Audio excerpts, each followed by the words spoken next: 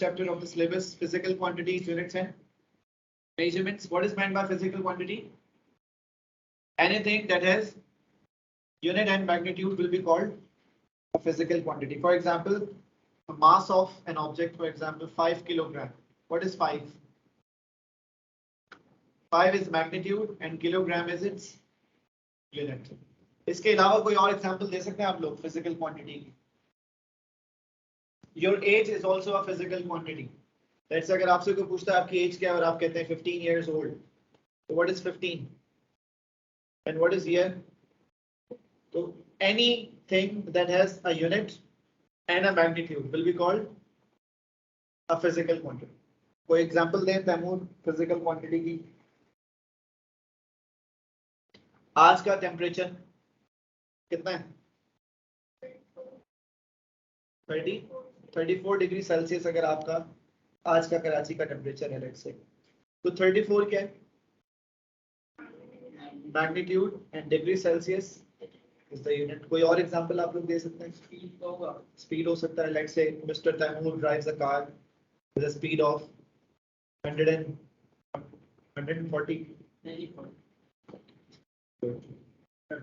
उम्र के बाद तो चेंज ही हो गया. 40 किलोमीटर पर आवर में 40 क्या है? And kilometre per hour is unit. तो हर वो चीज जिसमें यूनिट और मैग्नीट्यूड दोनों हो, सही है. Anything that has a unit and a magnitude will be called a physical quantity. Okay, तो किसी में अगर सिर्फ मैग्नीट्यूड और यूनिट ना हो तो वो फिजिकल क्वांटिटी नहीं होगा. क्या इमोशंस फिजिकल क्वांटिटी हैं? इमोशंस क्या हम उनको मेजर कर सकते? नहीं कर सकते, इसलिए वो फिजिकल क्वांटिटी नहीं है. ना उनका कोई यूनिट होता है, ना ही मैग्नीट्यूड होता है, व्हिच मींस ना हम मेजर कर सकते हैं, ना उनको किसी यूनिट से स्पेसिफाई कर सकते हैं. ओके, बेस फिजिकल क्वांटिटीज किसे कहते हैं? Base physical quantities are the quantities that are not dependent upon.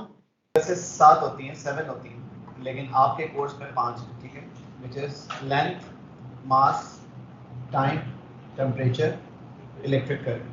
Sir temperature की यूनिट सेल्सियस और फ़ारेनहाइट नहीं हो सकती? यूनिट हो सकते हैं, ऐसा यूनिट नहीं हो सकते. Okay sir. ठीक है, मतलब जैसे आप लेंथ का यूनिट सेंटीमीटर लिख सकते हो, इंच लिख सकते हो, फुट लिख सकते हो, लेकिन ऐसा यूनिट मीटर है. So units can be many but the ऐसा unit will only be one. जैसे टाइम के बहुत सारे यूनिट्स हो सकते हैं, वीक, मंथ, ईयर, डेकेड, सारे यूनिट्स ऑफ टाइम है ना, लेकिन जो ऐसा यूनिट है वो एक ही होगा और वो सेकंड है. ठीक है, तो हर इस तरह से हर फिजिकल क्वांटिटी का कोई एक स्पेसिफिक यूनिट होता है. बेस फिजिकल क्वांटिटी का क्या मतलब है? ये किसी और पर डिपेंड नहीं करती, depend on each other, independent है, किसी और पर डिपेंड नहीं करती, इसलिए इसको कहते हैं बेस फिजिकल क्वांटिटी. ठीक है, आगे कॉपी करेंगे. डिपेंडेंट से मतलब? डिपेंडेंट से अभी आपको पता चल जाएगा. यहाँ पर डिराइव्ड फिजिकल क्वांटिटी हम कर रहे हैं ना आगे, तो आप उसमें देखिएगा कि डिराइव्ड फिजिकल क्वांटिटी और बेस फिजिकल क्वांटिटी में डिफरेंस ये है कि डिराइव्ड फिजिकल क्वांटिटी एक से ज्यादा बेस फिजिकल क्वांटिटीज पे डिपेंड करती है. For example speed is a derived physical quantity because it is dependent upon length and time. Distance upon time is a speed. इसके अलावा आप कोई भी physical quantity की बात करते हैं other than these 5 physical quantities that you have written, for example length, mass, time, temperature, electric current, तो आप derived physical quantity की बात कर रहे हैं, चाहे आप area की बात ही क्यों ना कर रहे हैं. Define area. Area is आपके पास अगर कोई सरफेस आप उसका निकाल रहे हो तो उसके लिए आपको 2 लेंथ चाहिए नहीं चाहिए? चाहिए. लेंथ चाहिए और ब्रेड्थ चाहिए फॉर एग्जांपल, तो आप मल्टीप्लाई करेंगे तो आपको एरिया मिलेगा. जी सर. लेंथ इनटू लेंथ एक ही फिजिकल क्वांटिटी है लेकिन 2 दफा आ रही है, तो भी आप डिराइव्ड फिजिकल क्वांटिटी कहेंगे. वॉल्यूम लेंथ इनटू लेंथ होता है, मतलब length into breadth into height, which means length into length, तो वो भी क्या होगा? डिराइव्ड. तो सिंपल बात ये है कि एक से ज्यादा बेस फिजिकल क्वांटिटीज अगर कहीं पर इस्तेमाल हो रही है तो वो डिराइव्ड फिजिकल क्वांटिटी है, वो बेस नहीं है. ठीक है, इसमें आप आगे डेंसिटी पढ़ेंगे, वो भी डिराइव्ड है. कुछ भी आप पढ़ते हैं other than these 5 physical quantities, तो वो फिजिकल क्वांटिटी आपके पास डिराइव्ड फिजिकल क्वांटिटी होगी because it is dependent upon more than one physical quantity. Example temperature derived physical quantity कैसे हो सकता है, मतलब कैसे डिपेंड करता है किसी पर, इंडिपेंडेंट प्रॉपर्टी है, ठीक है। तो ये ओके स्केलर, अच्छा बेस, अब फिजिकल क्वांटिटीज चाहे कितनी भी हो उनको दो क्लासेस में आपने क्लासिफाई किया हुआ है, एक तो स्केलर, दूसरा वेक्टर। स्केलर फिजिकल क्वांटिटीज वो होती हैं जिनमें यूनिट होता है और मैग्नीट्यूड होता है, ठीक है। वेक्टर फिजिकल क्वांटिटीज होती हैं जिसमें यूनिट भी होता है, मैग्नीट्यूड भी होता है, डायरेक्शन भी होती है। टेम्परेचर बताने के लिए आपको डायरेक्शन बताने की जरूरत नहीं पड़ती। आपने कभी नहीं सुना होगा आज 32 डिग्री सेल्सियस टेम्परेचर है टुवर्ड्स साउथ, सही है। लेकिन आपने ये जरूर सुना होगा apply 10 Newton force towards east, apply 10 Newton force towards right. जिस फिजिकल क्वांटिटी को डिस्क्राइब करने के लिए उसकी डायरेक्शन बतानी पड़े, सही है, टू बी स्पेसिफाइड कंप्लीटली, ठीक है, then this physical quantity will be called vector physical quantity because it is dependent upon direction. But if a physical quantity is independent of a direction, it will be called scalar. Example दूं, अगर मैं यहाँ से बोलूं आप मुझे, यहाँ से मेरा घर 2 किलोमीटर दूर है, तो मैंने आपको सिर्फ डिस्टेंस बताया, डायरेक्शन नहीं बताया। इसका मतलब ये नहीं कि आप किसी भी डायरेक्शन में 2 किलोमीटर ट्रैवल करें और बोले सर फरूक का घर आ गया, सही है ना।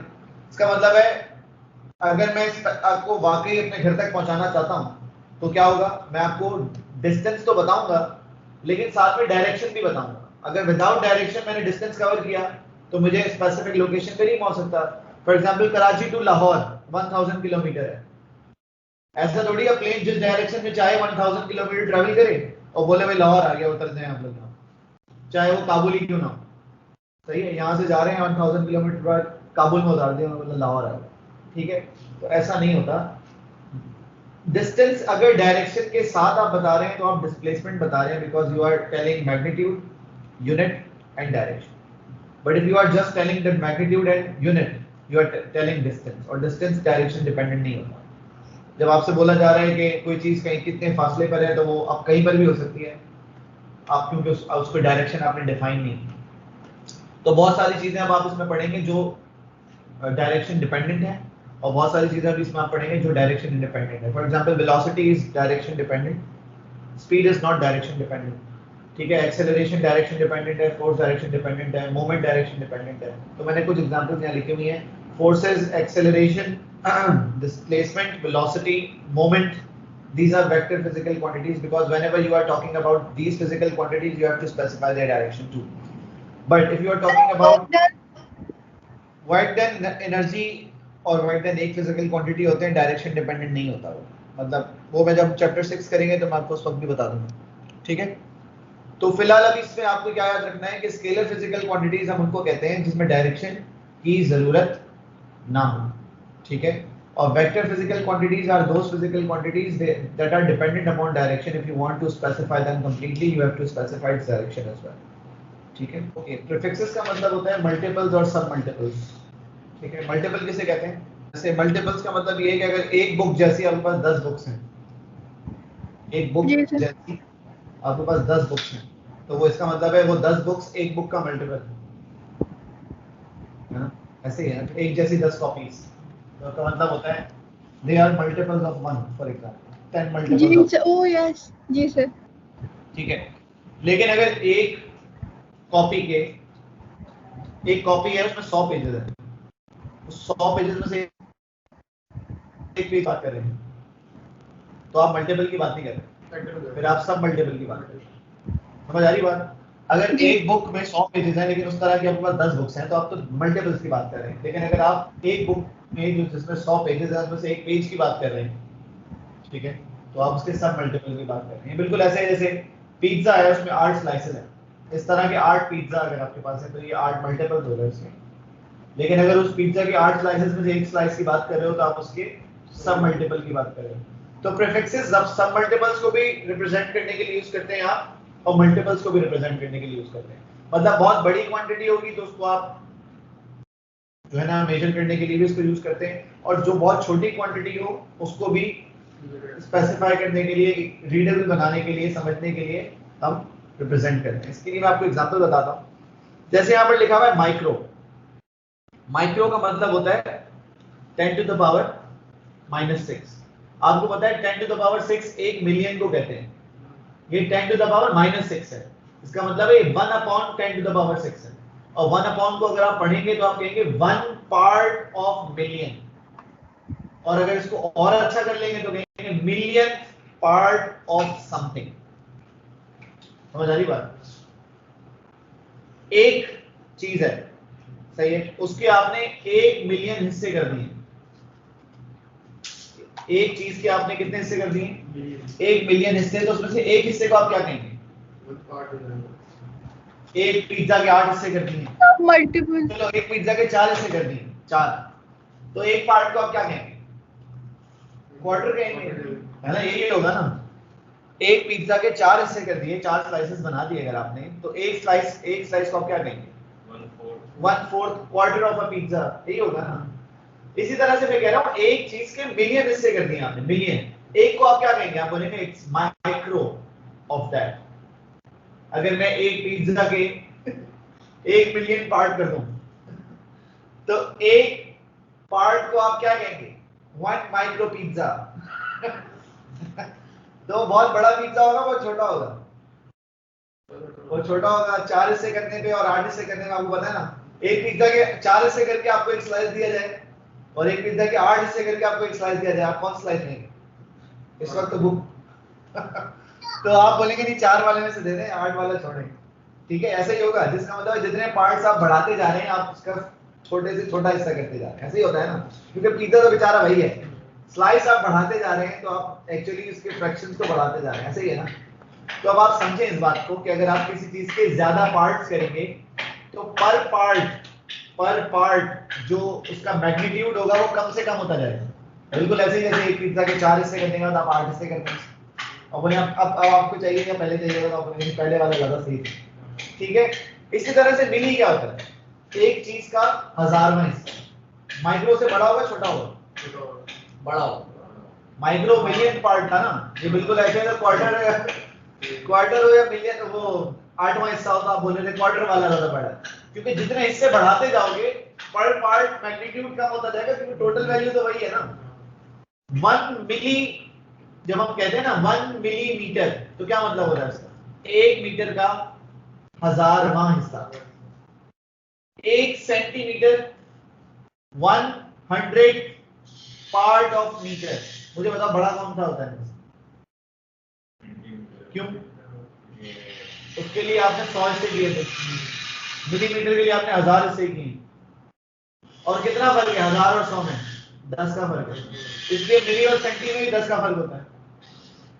1 सेंटीमीटर में 10 मिलीमीटर होते हैं, पता है ना आपको? ठीक है, तो वजह यही है, इसके लिए आप 1000 हिस्से कर रहे हैं, इसके लिए आप 100 हिस्से कर रहे हैं, इसका मतलब है हर हिस्से का आप फिर 10 टाइम्स मजीद बढ़ा रहे हैं। फिर अच्छा, 3 तो हो गए सब मल्टीपल, ये तीनों जो आपने पढ़े ना, एक्सपोनेंट -6, एक्सपोनेंट -3, एक्सपोनेंट -2, ये सारे क्या हैं? ये सब मल्टीपल्स हैं, पार्ट्स की बात हो रही है। अब मैं बोल रहा हूं 1 किलोमीटर, तो इसका मतलब है 1 मीटर जैसे 1000 मीटर की बात हो रही है। 1 मीटर जैसे 1000 मीटर की बात हो रही है, तो 1 किलोमीटर हो गया। इसका मतलब है अगर आप 2 स्टेप में 1 मीटर कवर करते हैं, अब अगर आप एक स्टेप कवर करते हैं तो आपने लेट से ½ मीटर डिस्टेंस कवर किया, 2 स्टेप्स में 1 मीटर कवर किया। इस तरह से अगर आप 2000 स्टेप लें तो आपने कितना डिस्टेंस कवर किया? 1 किलोमीटर। भाई एक स्टेप में ½ मीटर कवर किया ना आपने, तो 2 स्टेप में कितना हो गया? 1 मीटर। इस तरह अगर आप 2000 स्टेप्स चल लेते हैं तो आपने 1 किलोमीटर डिस्टेंस कवर कर लिया, ठीक है? अगर आप, ये सही बात बता रहा हूं, गलत नहीं बता रहा हूं, कि अगर आप एक स्टेप कवर करते हैं तो आप तकरीबन ½ मीटर कवर कर लेते हैं। जब आप 2 स्टेप कवर करते हैं तो आप 1 मीटर कवर कर चुके हो।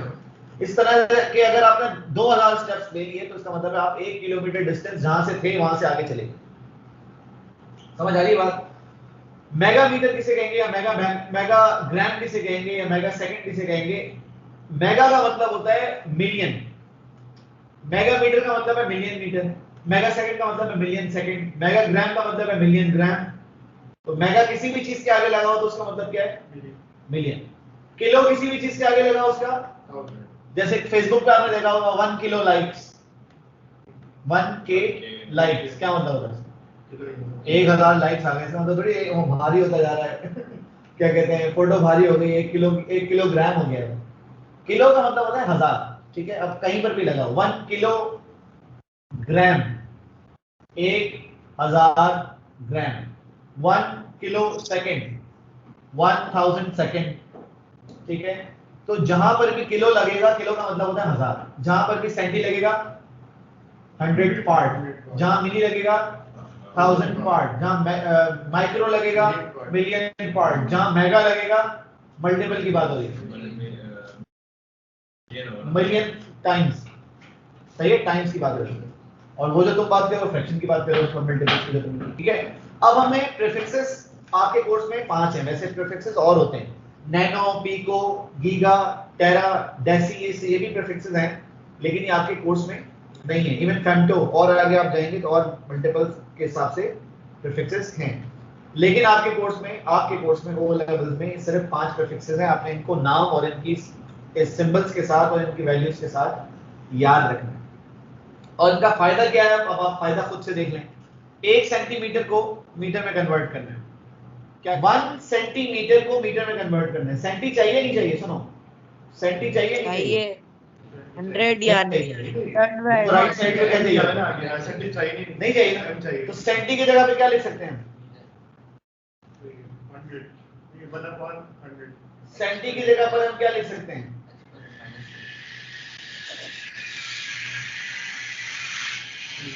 कन्वर्ट हो गया 1 सेंटीमीटर 1 एक्सपोनेंट -2 मीटर। 1 एक्सपोनेंट -2 का मतलब क्या होता है, 0.01। अगर मैं इसको 1 एक्सपोनेंट -2 लिखा छोड़ दूं तो मेरा मार्क डिडक्ट हो जाएगा ना, नहीं हो। आप इसको 0.01 लिखें, मतलब अंजाम तक पहुंचाएं, ठीक है, या ना पहुंचाएं, कोई फर्क नहीं पड़ता, ये 0.01 ही लिखा हुआ।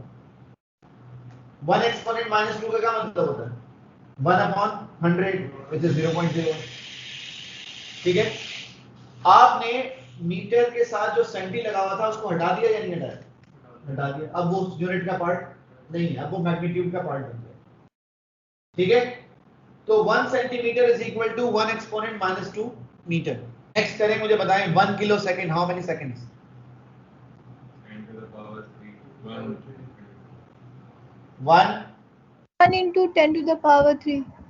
वेरी गुड, 1 एक्सपोनेंट 3 सेकंड्स, ठीक है। इसको 10 टू द पावर 3 की जगह इसको कह सकते हैं एक्सपोनेंट 3, सही है। Next 1 centimetre cube, how many metre cube, 1 10 to the power -2 और उसका क्यूब करेंगे तो क्या हो जाएगा, -1 एक्सपोनेंट -6, सही है। पावर पे पावर मल्टीप्लाई होती है, तो -2 का क्यूब करने के लिए -8 नहीं लिख दीजिएगा आप लोग, -2 पर क्यूब का मतलब है -2 into 3 which is -6। 5 mc, ये c क्या चीज है, स्टैटिक इलेक्ट्रिसिटी में आपने पढ़ा था, ये c सेंटी नहीं है, कुछ लोग इसको मिली सेंटी पढ़ना शुरू कर दिया। राइट साइड पर हमेशा यूनिट होता है, लेफ्ट साइड पर हमेशा प्रीफिक्स होता है, सही है। राइट साइड वाली चीज कोई भी रिप्लेस नहीं कर सकता।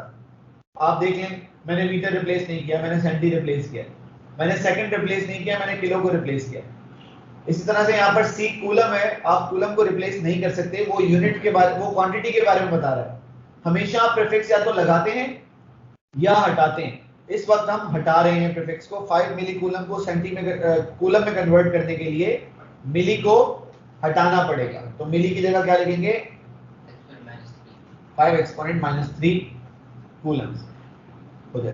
नेक्स्ट ये वाला करें, 9 मिलीमीटर क्यूब, 9 एक्सपोनेंट -9, क्योंकि मिली होता है -3, क्यूब लगा हुआ है तो पावर पे पावर मल्टीप्लाई होगा, -3 into 3 -9 हो जाएगी।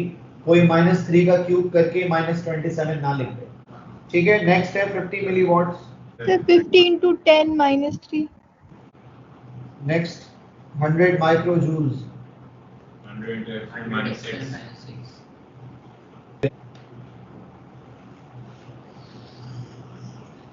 Convert 1 year into seconds. एक साल में होते हैं 365 डेज, एक साल में कितने दिन होते हैं, 365 डेज। हर दिन में 24 घंटे और हर घंटे में 3600 सेकंड होते हैं। ये सब मल्टीप्लाई हो जाएंगे, ठीक है। जो आंसर आएगा वो सेकंड्स में होगा। Next is 500 gram. अच्छा अब इसमें देखें यहाँ पर ग्राम है and you have to convert it into kilogram. तो अब इसमें क्या करेंगे आप, प्रीफिक्स नहीं है और आपने प्रीफिक्स लगाना है। ये बात समझ आ रही? Gram is not a prefix, it is a unit. Prefix kilo होता है। इस वक्त आप प्रीफिक्स हटा नहीं रहे, लगा रहे हैं। तो इस दफा आप किलो से मल्टीप्लाई नहीं करेंगे, किलो से डिवाइड करेंगे। तो 500 को डिवाइड करना है किससे? +3 से। किलो +3 होता है। डिवाइड करना है किससे? +3 से। लेकिन अगर तुम उसको न्यूमरेटर में लिखना चाहोगे तो तुम लिखोगे -3। तो आप इसको लिख सकते हैं 500 एक्सपोनेंट -3, क्योंकि ये किलो से डिवाइड हुआ है। बात समझ आ रही है? किलो से डिवाइड हुआ है का मतलब है आप न्यूमरेटर में लिखना चाहेंगे इसको, तो आप इसको एक्सपोनेंट 3 तो नहीं लिखेंगे, तो इसको लिखेंगे एक्सपोनेंट -3, व्हिच मींस 0.5 kg। ठीक है। जब आप 500 ग्राम को किलोग्राम में कन्वर्ट करके लिखते हैं 0.5 kg, तो आप एक्चुअली ये काम कर रहे हो। फिर 25 मिनट्स इनटू आवर्स। 1 घंटे में कितने मिनट्स होते हैं? तो 25 मिनट्स में 25/60 is 0.42 आवर्स होते हैं। कुछ लोग इसको 100 से डिवाइड करके 0.25 आवर्स भी लिख देते हैं और बहुत खुश होते हैं कि हमने बहुत जल्दी से कर लिया। लेकिन क्योंकि आपको पता है कि 1 घंटे में 60 मिनट होते हैं, 100 मिनट तो नहीं होते, ठीक है ना, इसलिए इसको इस तरह नहीं कर सकते।